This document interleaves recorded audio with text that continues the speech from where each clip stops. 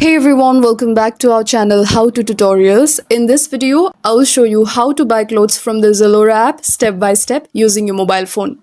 First, open the Zalora app on your phone and make sure you're logged into your account. If not, you can quickly sign up using your email or Facebook. So here, you can browse by category like men's, women's or kids, or use the search bar at the top to look for something specific like a black hoodie or summer dress. Hit search. Once you find something you like, tap on it to see the details. I'll go with this one.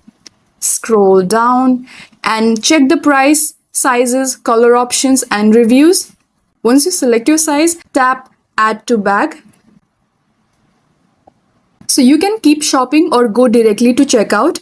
Tap the bag icon on the bottom left to view your items.